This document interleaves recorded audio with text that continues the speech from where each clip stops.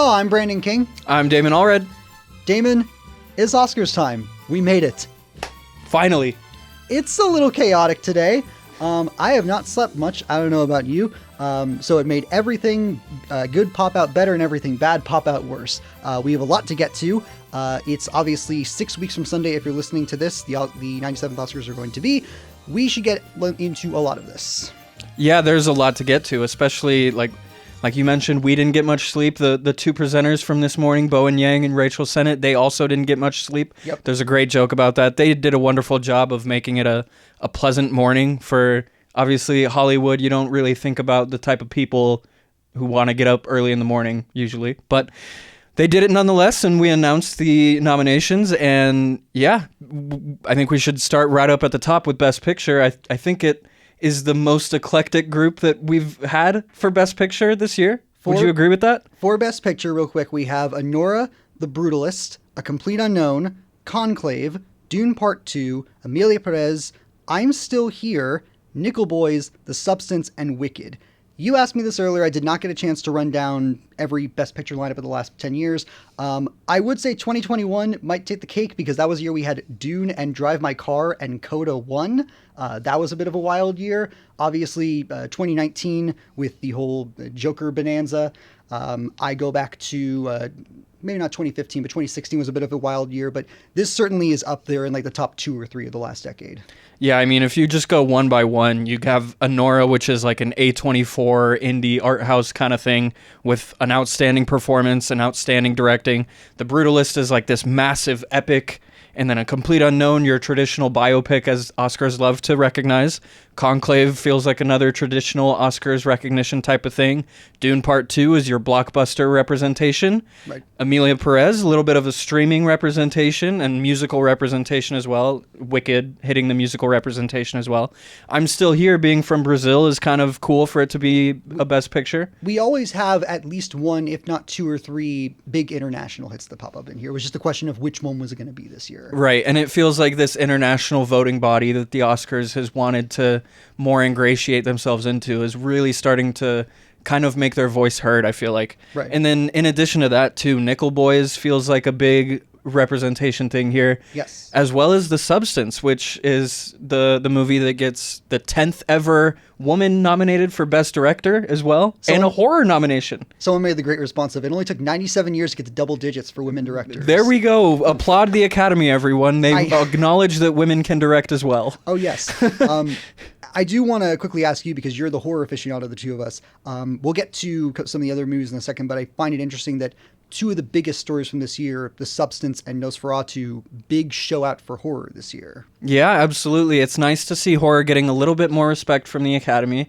The Substance obviously is also getting recognized for Demi Moore's performance as a leading actress. She does incredible work. I almost feel like Margaret Qualley feels like a snub here for supporting actress. We will get to that. But yeah, I mean, as far as the Best Picture nominations, I think that it's about what we expected. Does that feel right to you? Roughly. I will say I was literally talking to a coworker of ours last night about how I wasn't 100% sure Wicked was going to get into picture. It was more of a matter of I didn't know whether you always have the populist picture in there. I didn't know if it was going to be between Dune or Wicked or even The Substance for that matter. And you get all 3. Yeah. And Wicked showed out. It had a really great showing this morning. I just wasn't totally sure it would make that 10. Nickel Boys was a bit surprising because I know for a lot of people it was very unfairly the 2 black-led indie movies between that and Sing Sing. We will talk about Sing Sing in a minute. And then obviously I'm Still Here. That kind of blew my socks off because we'll get to it, but that I think shows a really big shift in maybe specifically what the Golden Globes and the Critics' Choice were doing, because I think that kind of led the push for that film. But yeah, that was kind of the biggest surprise when it came to this. Yeah, it's interesting you bring up I'm Still Here, because a lot of the times in the past when you've seen that international feature make it into Best Picture, a lot of the time that's the instant indicator that it's going to win an international feature. But this year, because there's multiple of them, it kind of leaves that part a little bit foggier. So we'll get to that when we get there. Yes. In the meantime, Emilia Perez, 13 nominations. Jiminy Cricket. What are we doing? Well, you've seen the movie. I still have yet to see it. Oh, okay. So let me make this take completely clear. I think it is a good generally positively made movie that was executed generally well. I do not think it is worthy of 13 Academy Award nominations. It feels like a 3.5 to 4-star movie for me at best. And so I just don't get the 13 nominations. And with this, what they're doing is essentially saying that it is the most accomplished foreign language movie in history at the Academy, because the previous most nominated films from non-English movies were Crouching Tiger, Hidden Dragon, and Roma, each got 10. Right. And so even if you take away Emilia Perez's 2 nominations in original song, which for a lot of people can feel like, token Academy Awards that aren't really Oscars, they still have more than Crouching Tiger, Hidden Dragon, and Roma. And so I just am not sure that this is the movie we need to be propping up the way that the Academy is. The bigger question is, when it comes to huge sweeps like this, I feel like we're always asking the question of, is this going to be, La La Land slash Everything Everywhere, or is it this going to be Power of the Dog, where it gets all these nominations and walks away with maybe one? I am inclined to go with the latter. Not to say that I think Jacques Audiard is going to win director. I wouldn't put him top 2 personally for likelihood, but I do think we're going to see it walk away with 1 or 2, probably for song potentially. I think international feature is the big one because, as you say, it's certainly the international community is rallying behind it, not so much domestic critics. Who's to say what general Hollywood Academy voters are thinking? But I think those are probably the 2 that is the biggest shot at. I'm not so sure about everything else. Yeah, original song felt like a lock to me too, just because it has 2 nominations, and 2 out of 5 is easier than 1 out of 5 in some of these other categories. I can't recall the name of the song, but there's a song where Zoe Saldana is dancing on tables and rapping, and that to me is the song of the year. That's El Mal, right? I think so, yeah. Okay. So that one to me, I would totally not knock that getting a win, but almost all of these other nominations for Emilia Perez, I would really question if it came away victorious. But moving on to A Complete Unknown. Yes, that was a bit of a surprise. Yeah, it was for you, wasn't it? Well, surprise when I saw the movie, because you had it, spoiler, on your Best of the Year list. It just barely missed mine because I had just seen it recently. I can say I love it. I think it's pretty fantastic. When we get to director, I might have a thing or 2 to say about Mangold. But I was genuinely shocked to see it just coming up over and over and over again. Not necessarily because I didn't think the Academy would rally towards a music biopic. We've seen them do that many times in the past. Right. But I thought, just given the competition this year, it might be a bit more stiff. But no, they really rallied behind this one. And it's a little funny because along with Dune Part 2, Timothée Chalamet has now been in 7 movies nominated for Best Picture. And he's 25? He's 29. He's 29. Turns 30 at the end of the year in December. And so not even 30 years old, and he's already been in 7 Best Picture nominated movies. It's amazing to think what this man is capable of in his career. Yeah. And it's especially more of a matter when you consider, again, when we get to, I guess we can kind of pseudo hop into director, where when you look at James Mangold specifically, he does feel a bit like the odd man out. And we saw a stat recently that this is the first time in 27 years we're pulling a Pennywise situation where the directors are all first-time nominees, which blindsided me for a second. I couldn't believe James Mangold had never been nominated before. He just seems like he should have been before. He didn't get that Ford v Ferrari nom? He did not. No, I think we'll check that. But he does kind of seem like the odd man out, because you have, Brady Corbet and Cody Fargia and all these kind of auteur-leaning filmmakers. Then you have James Mangold, who I've seen a lot of people call him, the safe, capable filmmaker. And I don't necessarily think that's as much of a dig as people think it is. It's so hard to reliably make good movies, and he just does it. And to be the command of the ship and let people like Timothée Chalamet and Monica Barbaro and Ed Norton do weird and more eclectic things with the material they're given, instead of just fine-tuning everything with a comb. And big shout out to Monica Barbaro, who you mentioned, for getting that supporting actress nomination as well. Moving on, just to recap, Wicked gets 10, 6 for Anora, 4 for Dune 2, 3 for I'm Still Here, 2 for Nickel Boys, and we mentioned, or maybe not, that Nickel. What was the last movie that you mentioned got 2 and Best Picture? Yes. 2 came to mind. I mentioned to you this morning, Selma was the most, I think, notable one to me, because that only got picture and song back in 2015. I did think of another one, Tick Tick Boom, got actor and point. editing. It did not get picture. I know there's been like Crazy that didn't get song. Oh, I guess those aren't original songs. songs. They're not original. But like, again, I think maybe screenplay could have gotten picture, could have snagged in there. That's a whole other discussion. But there have been a handful recently. I know a lot of people have been, at least online, really up in arms about Nickel Boys not getting cinematography. I don't think that's either where of us, I was hoping to see it. I don't think either of us have seen it yet. Right. I'll see it this weekend is the plan. I really hope to. But it is nice to see a movie like that. And again, I think unfairly, if you just look at some of the precursors, whether it's the Guilds, whether it's the Critics' Choice, it does feel like, again, the two black-led indie films were kind of fighting for that number 10 spot, which I think is really unfair. And then you had I'm Still Here kind of sneaking into that with all the recent acclaim it's been getting. That, I think, is very interesting.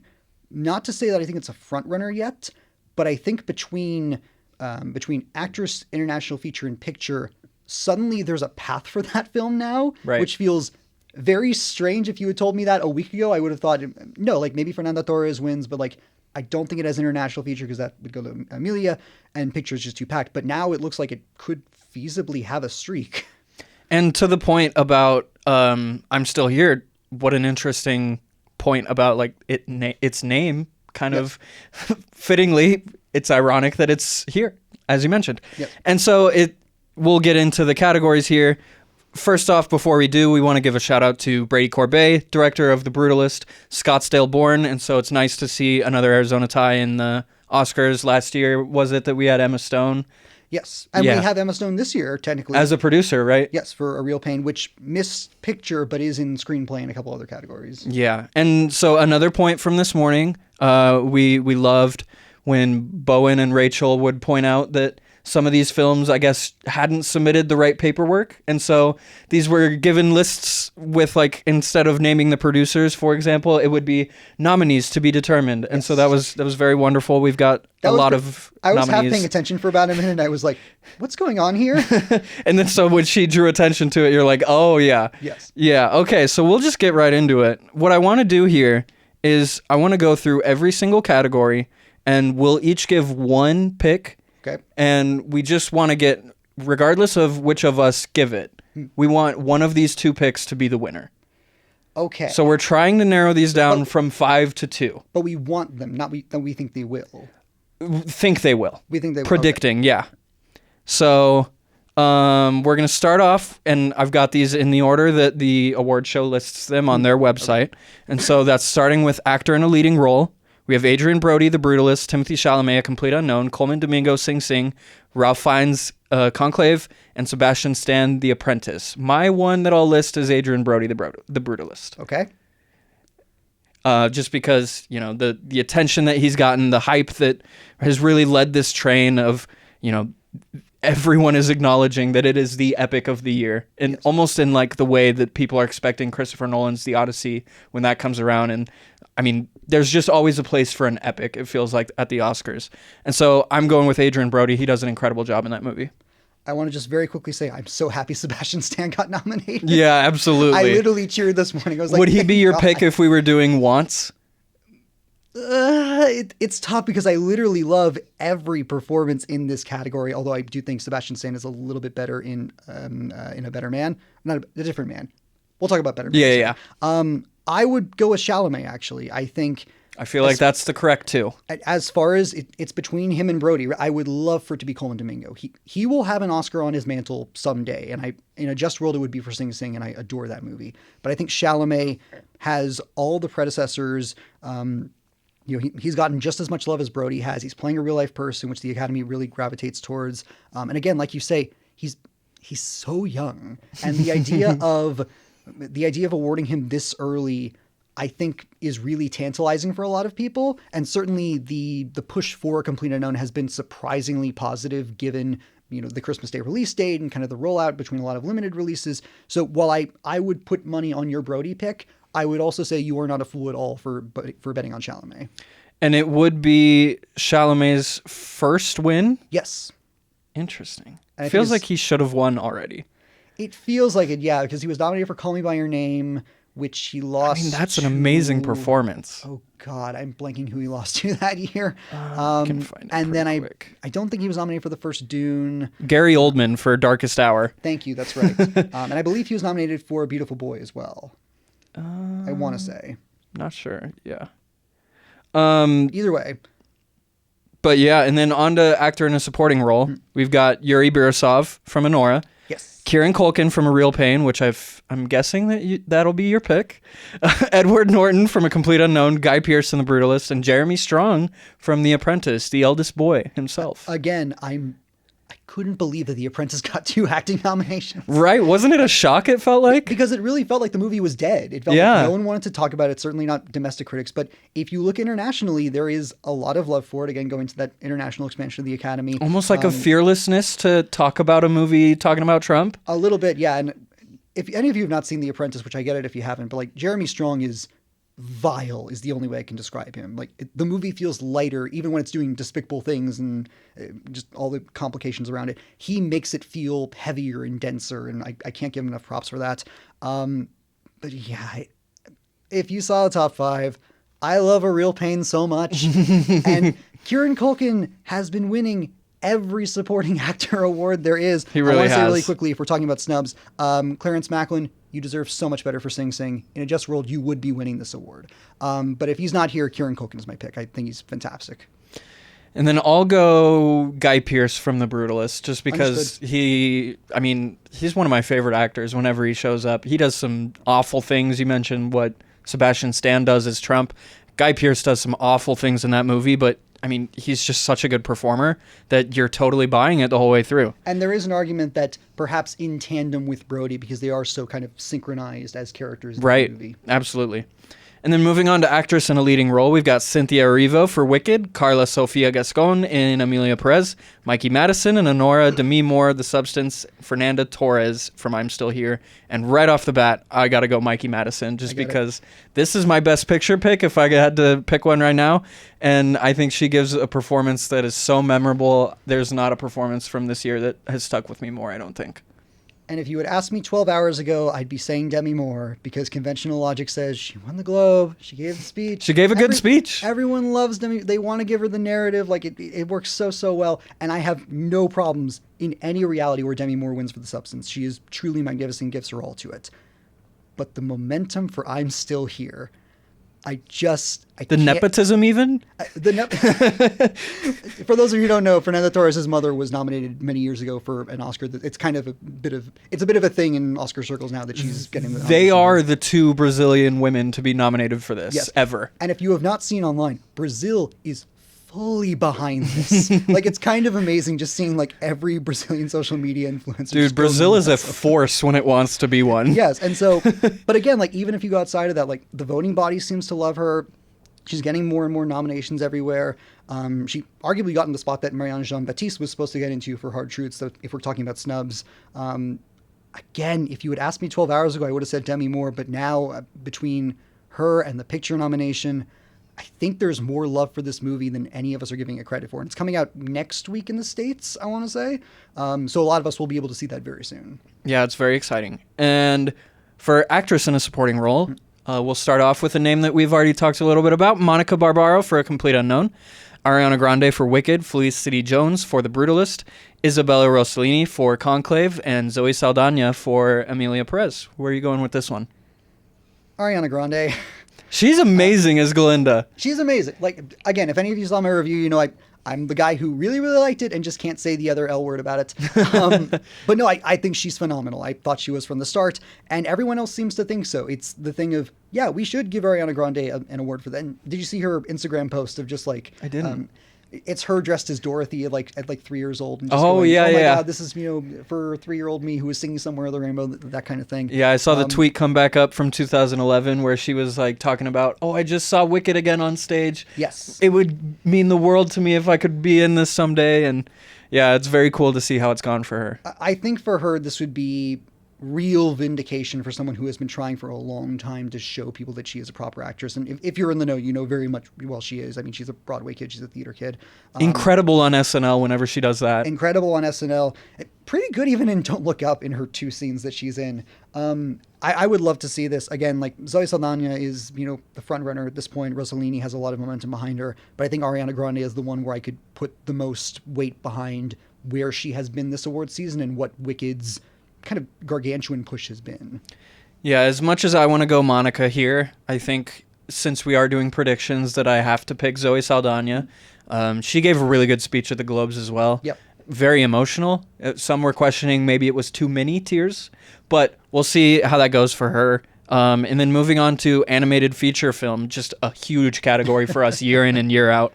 I've only seen 2 of these. There are 2 that I definitely want to get to ASAP, and then we'll see when I can get to the third. But the nominees are Flow, Inside Out 2, Memoir of a Snail, Wallace and Gromit, Vengeance Most Foul, and The Wild Robot. And for my pick, I'm going to go The Wild Robot just because the animation that DreamWorks went to town with here just totally blew me away, and Lupita Nyong'o has also been an Academy darling in the past. Sure. And so we'll see how that movie does here. And Chris Sanders as well for the How to Train Your Dragon movies. Right, yeah. Or at least the first one.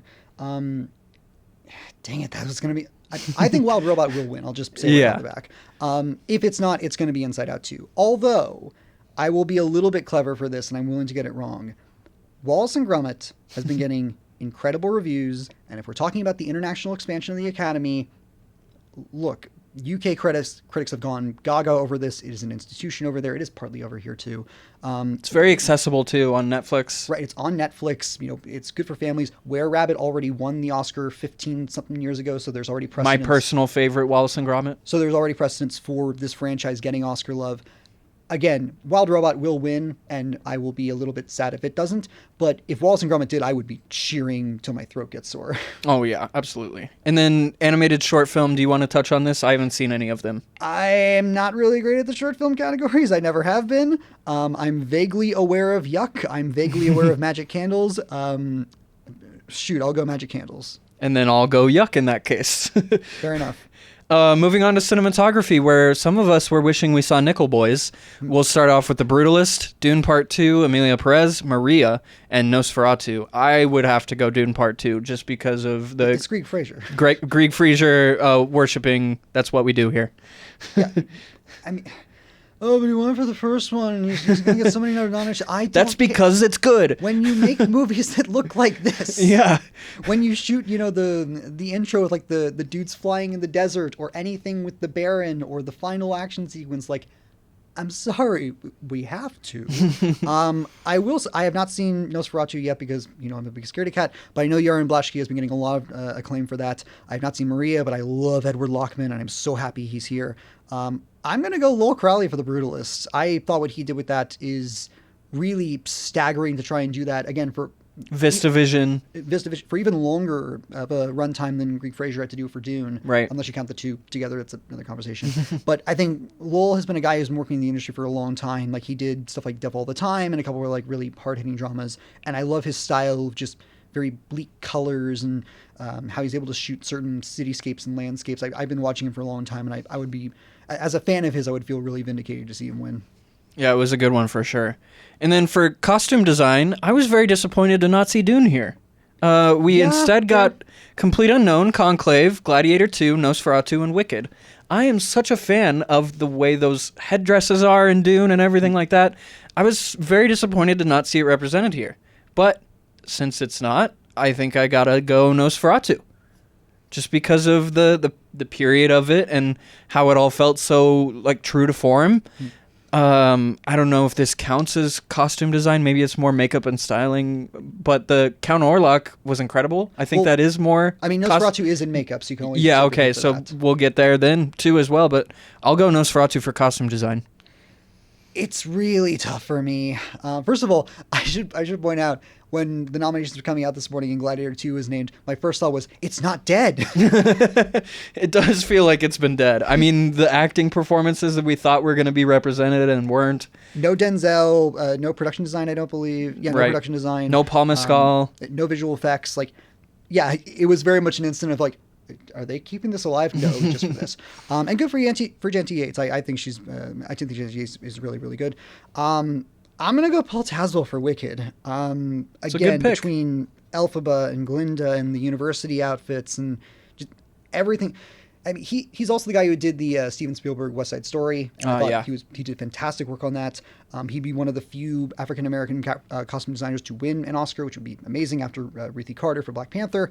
And I just thought what he did was phenomenal. If I can't pick him, Lazy Crystal for Conclave, but I'm gonna put my support behind Tazewell right now. Okay, sounds good. And then a big one coming up, directing. And we've kind of already circled Brady Corbet here as a favorite. There's also Sean Baker for Honora, James Mangold for A Complete Unknown, Jacques Audiard for Amelia Perez, and Corley Farjat for The Substance. I think that as much as I want to just stick with that favorite Brady Corbet, I'm going to go Sean Baker just because that is my best picture. Yeah. And so, I mean, I think he has just as good a chance as anyone not named Brady Corbet. It does feel like an award that is going to Corbet, though. Yeah, obviously the big thing for this is Mangold sneaking in over either Ramel Ross or Denis Villeneuve. Denis. We got to get some Denis representation in this category at some point. When's it going to happen? It is funny to me that, assuming Dune Messiah repeats the same circumstances, it is funny to me that maybe the Academy's potential legacy with Denis Villeneuve is, the Dune movies are really good. Whoever directed them should get an award. Yeah, like, my goodness. What do we have to do? I'm happy Mangold is in there. I personally would not put him over Denis in any reality, but I'm glad he's there. Definitely. I think this is a bit of a 3-horse race. I'm sorry, I don't think Baker is winning for this. He might win for screenplay. I could totally see that. I could see him winning for editing. But I think really this is between Brady Corbet, Corley Farjat, and Jacques Audiard. I think it's just a bigger question of, number one, what does that international push for Amelia Perez look like? How big is it? Does it extend to, the director's branch? And can because really Jacques Audiard has not been very vocal during award season. It's, Corley Farjat is doing like all these featurettes for The Substance. She's doing like full-length documentaries on movie about how she makes the movie. Brady Corbett's been on these roundtables and all that. And Jacques has kind of been relatively absent. So I don't know if the idea of him not being in front of voters is going to be a detriment at all. In that sense, I think I still have to go with Corley, just because I think even though I wouldn't put The Substance like my number one for picture predictions, I think the love for The Substance, and to me more specifically praising Corley, like every interview she has is like, Corley was my soulmate. She knew exactly what I needed and just really putting that forward. Like, I don't see Adrian Brody doing that a ton for Brady. Like, he does it, obviously, and everyone does for the director. But really that tandem between Demi Moore and Corley Farjat, I think, is going to really push The Substance forward as far as that as an achievement in directing, let alone what the movie actually is, which is a high-wire, spontaneous, bold piece. It's slight. I would not be surprised at all if Brady wins this, but I think Corley is just by a hair. Right. It feels like there's a lot of that conscious directing that you feel in The Substance, more so than those other movies. Yes. But I think if Brady does win, it's more of a tribute to that final cut stuff that he made such a big talking point in his Globe speech as well. Right. And then moving on to the documentaries, this was an area that you're more versed on than I am, right? Did you want to touch on this? A little bit, yes. For documentary feature, we have Black Box Diaries, we have No Other Land, we have Porcelain War, we have Soundtrack to a Coup d'etat, and we have Sugarcane. I put Sugarcane as an honorable mention in my Best of the Year list. I think it's fantastic. It's on Disney Plus right now. Please go stream it. It's about the indigenous school communities in Canada and the horrors that the students and those communities had to endure. It's really, really gripping. I absolutely adored it. It would be my pick for sure. I do want to quickly point out No Other Land, which is about Israeli-Palestinian relations. It's been getting a lot of talk. Critics adore it. Topical, of course. Topical, obviously. A lot of awards groups have adored it. It still does not have U.S. distribution. So that's a problem. So no one can really see it, at least for the time being. It is going to be a question of, will that hinder it at all? Would it help it either way? Would just talking about it get in front of more eyeballs as is? Does that matter with the Academy? I've been hearing a lot of people say that is their forerunner to win. Because I know so little about it just from my own experience about it, I'm going to still go Sugarcane. But I would just tell any of you out there for your documentary picks, don't leave that out. Like, that should be your number 2 right there. And then documentary short film as well. I know The Only Girl in the Orchestra. The other movies on there are Death by Numbers, I Am Ready Warden, Incident, and Instruments of a Beating Heart. I admit, I'm not good with short film categories. I'm really, really not. But I did get to see Only Girl in the Orchestra. It is really well done. It's really compelling, and I highly encourage you to seek it out if you can. I believe it's on Netflix right now. I had heard it was coming at some point. But just because it's the only one I've seen, that's the one I have to go with. And then we'll get right into film editing. This is an interesting category, I feel like. Anora, The Brutalist, Conclave, Emilia Perez, and Wicked. And I really want to circle The Brutalist here because the pacing in what is a 3.5-hour movie with a 15-minute intermission has to be perfect. And I feel like this was perfect in terms of how the intermission fit in and how it managed the expansive time frame that it covers. I think that there was just such a tall task for the editing in this movie, and it really accomplished it in a way that made you feel the weight of the 3.5 hours, but you still felt like you got what you wanted out of it, if that makes sense. I agree. I agree with every point you're saying. I think David Jansko does remarkable work in making that movie feel not lean by any means, but feel as complete as it does. I am going Nick Emerson for Conclave for two reasons. We haven't talked really about Conclave yet, right? But there has been this seething underbelly of awards punditry where it's not at the forefront yet, but it's been kind of bubbling up of like, hey, y'all realize that like no one really hates Conclave, right? Which is kind of a big deal when we're talking about Best Picture predictions. Like everyone seems to like, if not love, Ralph Fiennes. Everyone seems to like Ed Berger, who did not make it into the directorial lineup. Everyone likes the script. Everyone likes the costumes and editing all the same. Everyone talks about how tight of a political thriller is. And it really is that. No minute is really spared. Every minute is used for something new, but it still builds on top of each other, like this kind of cavernous labyrinth box. The other thing, and I know that we don't necessarily want to talk about this, when it comes to The Brutalist, we've obviously had a bit of concern about some AI complications recently. I was going to bring this up. And David Jansko's name has been plastered all over that. Like, he has been at the forefront of that. Brady Corbett had to come out and kind of defend / explain / nuance size, whatever you want to call it, all of those comments made. I'm not saying that will necessarily turn off Academy voters necessarily, but I am saying that David Jansko's name is on that. And so I can only see that being a detriment to a movie that before has had all the momentum in the world versus Conclave, which seemingly has lost no momentum. Right, and Conclave was kind of the other movie that I was circling in my mind while going through these five, just because of, like you talked about, the pacing of it never is a bore. No, never. As soon as it's done with one thing, it's on to the next. And so, yeah, it feels like Conclave could very easily win that category. And then international feature film, I mean, this is a very easy case if we can just pick the two that are nominated for Best Picture. Yeah. Emilia Perez and I'm Still Here. The other three nominees are The Girl with the Needle, The Seed of the Sacred Fig, and Flow, which is obviously also nominated for Animated Feature. And we should not count out Flow in any capacity, because after that Golden Globe win, and I learned my lesson last year with The Boy and the Heron, like, if the Globe's like an animated movie, it's probably really well liked amongst awards bodies, so I'm not making that mistake again. Which, how sad that you bring up The Boy and the Heron and my PTSD for Spider-Verse. I'm sorry. Still not quite over it. We'll work through it later. And then makeup and hairstyling. This is a funny one because we have A Different Man, which is a big one for this. Emilia Perez, Nosferatu, The Substance, and Wicked. And so this is kind of where I go back to my Nosferatu pick earlier, where Count Orlok is just nuts. And there is finally the time lapse of Bill Skarsgård getting into the Count Orlok has been revealed. Which I think is only going to help. Oh, no question. And I mean, you think back to the one I always think about is Jim Carrey sitting in the seat for forever to get the Grinch makeup put on and all that.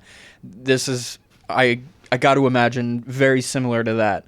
Yeah. And really the performance that Bill gives under all that makeup and how it still allows him to be as expressive as he is, even as kind of a flat, devilish creature that doesn't emote a ton, you still feel everything that he's trying to get across in that performance. Sure. And then there's also, the wigs, obviously, for Willem Dafoe. And right, exactly. I believe Nicholas Hoult has a couple big makeup pieces. Yeah, well. Lily looks great all through the movie as well. I imagine you're going A Different Man here? I would love to. Is this more of a want than a predict? This is so much of a want than a pick. Go watch A Different Man. It's on HBO Max. Please go watch it. It's great. And Sebastian Stan should have gotten nominated for that, but whatever. The makeup in that is amazing. It is genuinely phenomenal, and what Sebastian and Adam Pearson and what that whole team are able to do is magic, and it works so well for the kind of twistiness of the movie, and I would love it. But it's its only nomination, and it's for a movie that not a ton of people have seen. So I think I'm going to make it easy and just go with The Substance. And that's a great one. And what a winner it would be. If you have seen The Substance, oh my God. But what they are able to, and again, that, all the featurettes that have been coming out and what the makeup team and the hair team have been able to do between Demi Moore and Margaret Qualley and Dennis Quaid, frankly enough, like what they're able to do with facial features and color and kind of stature between what makeup and hair can do in that movie is awe-inspiring and terrifying at the same time. And I would love to see it get recognized, if nothing else, for that. Definitely terrifying. I think 100% of the horror in that movie almost comes straight from the makeup and hairstyling department. Yes. If you would agree with that? I would also like to put like a long distance bet. If Wicked does not win for this year, it will win for Wicked for Good. Yeah, that's a good point. I'm putting that on the table. And then moving on to original score, I think this is one category where, for me at least, there's a clear front runner just in terms of my taste and opinions. Okay. We have Daniel Blumberg for The Brutalist, Volker Bertelmann for Conclave, Clement Ducol and Camille for Emilia Perez, John Powell and Stephen Schwartz for Wicked, and Chris Bowers for The Wild Robot. My far and away frontrunner is Daniel Blumberg for The Brutalist. Would you agree with that? There's a part of me that wants to put Chris Bowers for The Wild Robot, because I've been watching Chris Bowers' stuff for years. Like, I remember Green Book, and if we're talking Oscar stuff, and just going like, I really love this movie, but like the music's pretty good, and just over and over him really impressing. And Wild Robot, I think, is the apex for him. He's done such amazing work with that music. But like, I hope we don't get copyrighted for that. Daniel Blumberg, I blew both of our socks off with The Brutalist, and I think that's a worthy pick. If you're picking that, I will go Wild Robot easily. And it's funny how Daniel Blumberg covers so many different genres in that score as well, which is something we've talked about. The prog jazz to very epic low brass sequences. Yep. He really covers the whole spectrum there. And then moving on to original song, this is the one where Emilia Perez is represented twice by El Mal and Mi Camino. And then there's also The Journey from the 6888 and Like a Bird from Sing Sing and Never Too Late from Elton John, Never Too Late. I imagine you will be picking the Sing Sing song. I'm not happy about this category, David. Oh, you're not? I'm not happy. Tell me about this. Again, I have not seen Emilia Perez. I can't hate it too much. Right. But I can have disdain when I see multiple.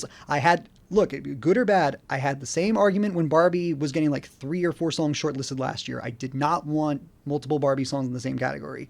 Look how that turned out. La La Land, same thing. Those are both movies I like. Now you're getting to a movie that potentially I'm not really going to like and have no real positive opinion of. Diane Warren. If there is a force in the Academy that is unmovable, it is Miss Diane Warren. 17 song nominations, I want to say. Potentially more than that. For a movie that, I'm sorry, no one knows about. Yeah. No one has talked about the 6888 except for the fact that Diane Warren has done a song for it. And fair enough, I know nothing about the movie. It might be amazing. And I like Diane Warren, I do. But I'm just more questioning of just like, come the heck on. It's very kind of like how John Williams has just a girth of nominations for his work, even the obscure stuff. But more of, I look at this and I go, I mean, we'll talk about challengers potentially in a second, but no challengers for score or song, no Harper and Will Go West from Will and Harper, none of the Queer songs from Queer, obviously. And no Daniel Craig from Queer either, now that we mention it. We won't have time to bring that up, but yeah, that's worth mentioning. So there's a lot of songs that I really would have loved to have seen in here. So I think, yeah, by default, I'm going Like a Bird, a song that I enjoy and is good and would get Sing Sing a win. And I need Sing Sing to get a win. So in that case, yes, I will obviously go with that. And then I will go with El Mal, as I mentioned earlier. That is a really good song, I feel like. And Zoe Saldana, an incredible performance as well. And then I want to skip over Best Picture for now and leave that till the end. Production design, we have The Brutalist, Conclave, Dune Part 2, Nosferatu, and Wicked. These are a little bit similar to the cinematography nominations. This is tough. It is very, very tough. I kind of want to go Nosferatu, but I also feel like it would be hard to leave off The Brutalist or Dune. Is that kind of the latter part of that statement, is that where you're leaning, that it'd be hard to leave off Brutalist and Dune? It's not so much that it'd be hard to leave off Brutalist or Dune. It's more of a question of how much does the Academy like Nosferatu? Because I've seen various things. I've seen like certain snippets from anonymous voters just not mentioning it all, and some people mentioning it's the greatest thing ever. So if Nosferatu does have some kind of push and can get makeup and production design and, you know, really sweep the text that it's for, I think it has a legitimate shot. But I don't know if I'd be happy with that, because it's going up against like Conclave and Dune Part 2 and The Brutalist, movies with wicked Nathan Crowley built Oz. Like, this is a tulips. This is a stacked production design lineup. It really is. So it's more of a question of, I don't think it's leaving Conclave or anything out. It's more of how much do they love Nosferatu overall versus how much do they just want to acknowledge it. I have to say, that scene where the shadowy hand is going over the city in Nosferatu, that's an incredible scene that really sticks with you and really highlights the production design.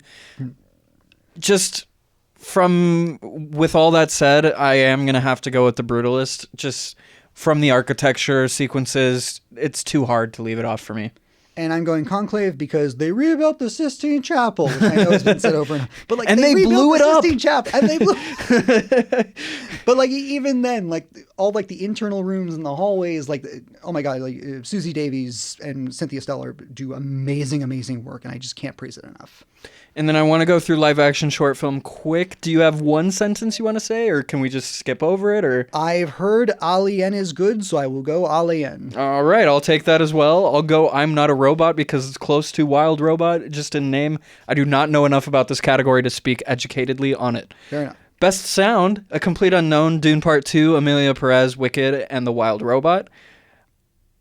Boy, it is hard to see sound and not pick A Complete Unknown for me. Which is also a little bit surprising that it got in there, because I think after the explosion of Bohemian Rhapsody, I think there was some trepidation about just like, okay, we can't put every music biopic in sound. Like, that's just not an automatic anymore. So I have a question, because to me, Timothy gave incredible performances in this movie. He's preparing to give them on SNL, it seems. Right. And this is also nominated for Best Sound. So how do I separate Timothy's performing of these songs and how good they sound with the sound, if that makes sense? I mean, to a degree or another. Are they the same thing? Well, you also have to consider, you know, Ed Norton's sound and right. Barbara's sound and like pretty much, and all the instruments and even just, you know, the sound of, you know, the motorcycles and the rustling of the wind. Like, all of that is encompassed in this. It's so I think I have to go Complete Unknown in that sense then.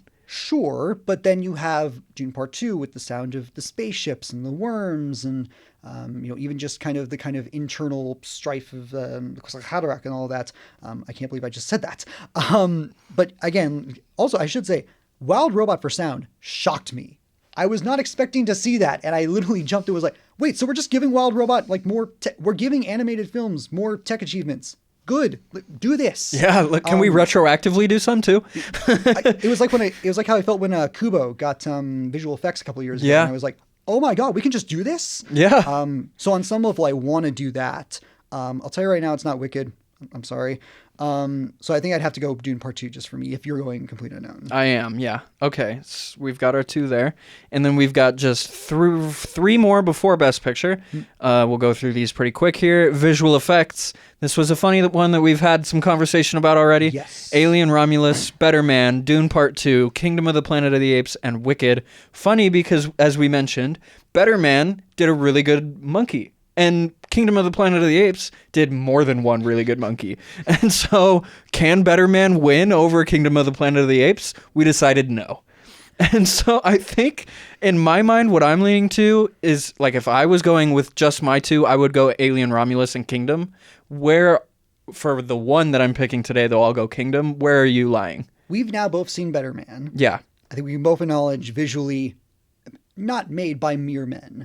Definitely not. Yeah, like, it's astounding what Michael Gracie is able to. Whatever, I don't really have amazing things to say about it, but visually it's really astounding what he's able to do with it. Especially in the musical numbers as well. And Alien Romulus sneaking in there. I know there was some controversy with like some like deepfake stuff going on with like some cast members. Oh, forget about that scene. But there was also like some cool practical stuff that I know a lot of people really got down with. Totally.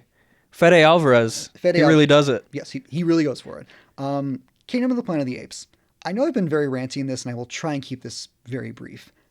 In 2012, Rise of the Planet of the Apes lost to Hugo for visual effects. In 2015, Dawn of the Planet of the Apes lost visual effects to Interstellar. In 2018, War of the Planet of the Apes lost visual effects to Blade Runner 2049. All valid winners. All valid winners. Most so Interstellar. Most so Interstellar, yes. If I see another Apes film lose a visual effects thing again, I'm going to lose my mind. So I'm saying Planet of the Apes, and it better be Planet of the Apes. Is there one in here that you would be able to come to terms with losing to? I would come to terms with Dune, and I would come to terms with Better Man because I think it'd be really cool to see Better Man win. It would be really cool. I can't say Alien just because I haven't seen Alien. Yeah. And Wicked, for all of its visual ingenuity, I said it in my review over on the TikTok page. I think it's a bit too overly ambitious at times. I think it gets the better of itself. I'll say it. I don't think the prologue looks very good, but I think the rest of the movie more than makes up for it.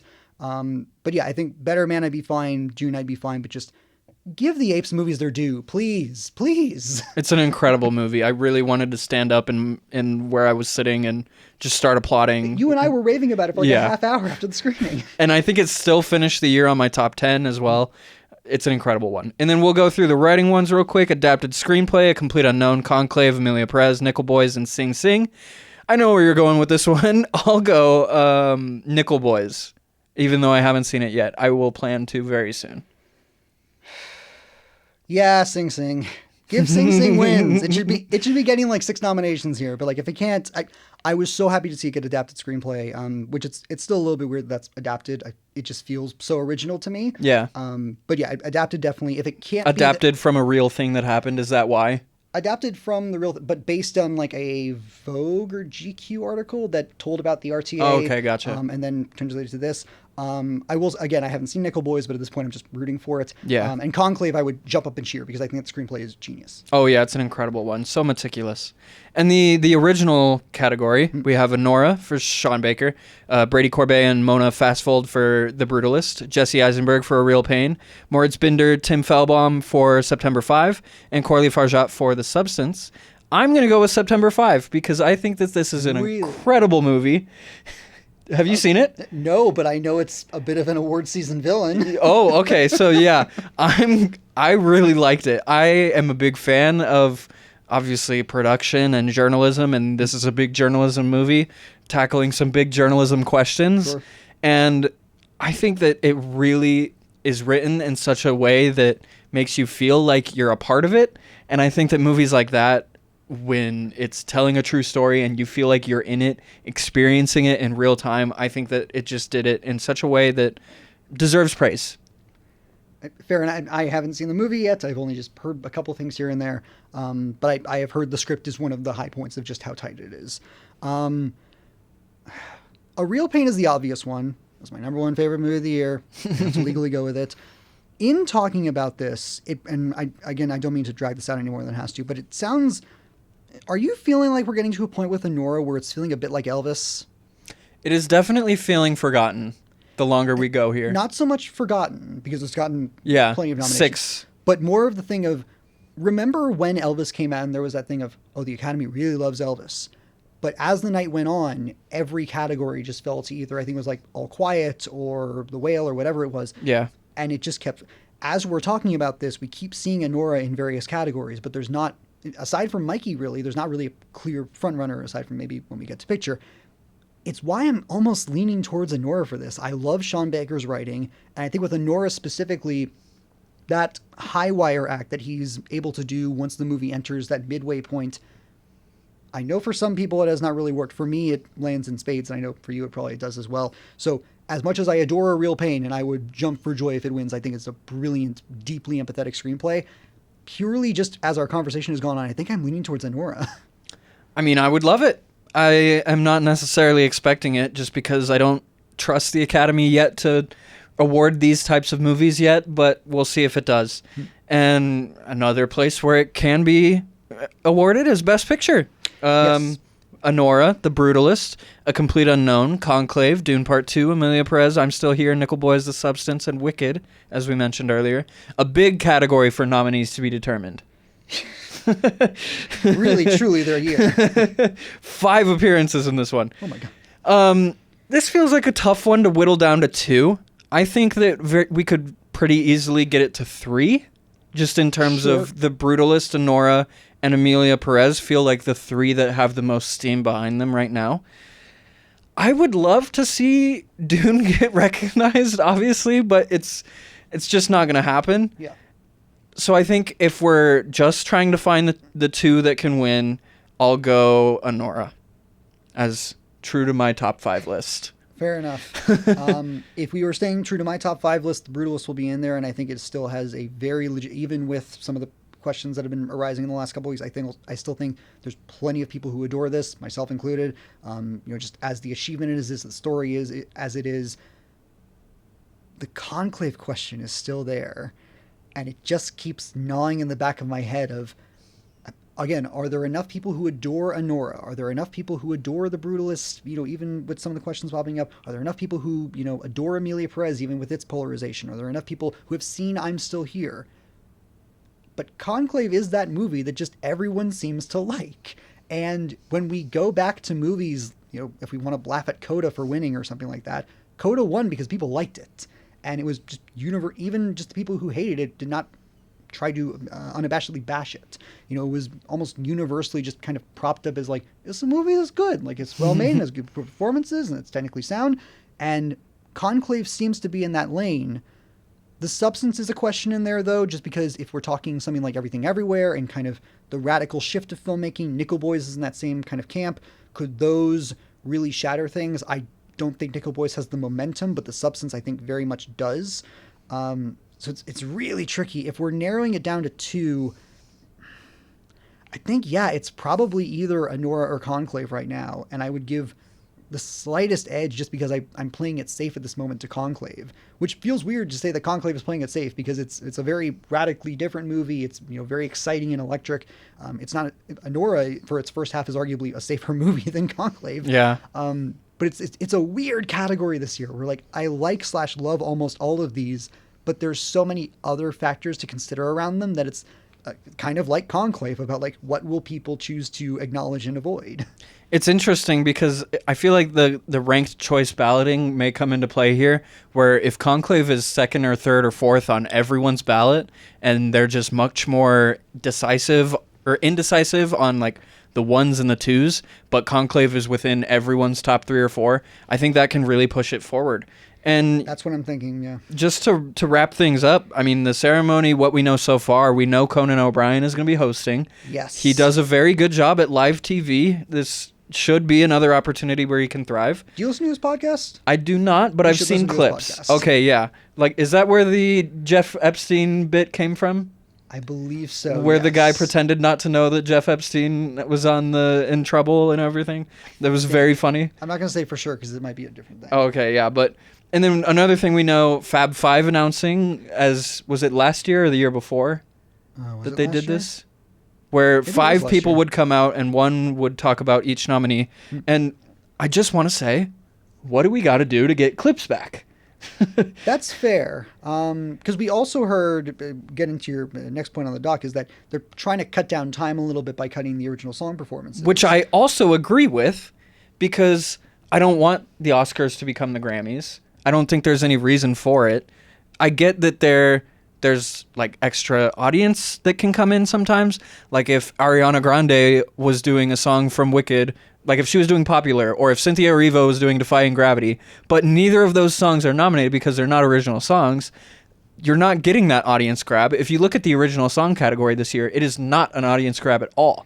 Not particularly, no. And so I kind of get why, but at the same time of like, first of all, to your point about the Wicked thing, I don't want that. Like, as cool as, yes, to hear Cynthia Erivo sing live, no one would say no to that. But, like, I remember, again, going years ago when, like, Queen came out and did Bohemian Rhapsody, and I was like, I don't want this. Like, I want to hear the songs that are nominated this year. It's But again... Are you trying to get people to tune in, or are you trying to make a good show for the people who want to be there? But also, I was going to say, did you watch... I don't think you watched it. Did you watch the Rock and Roll Hall of Fame this year? I did not.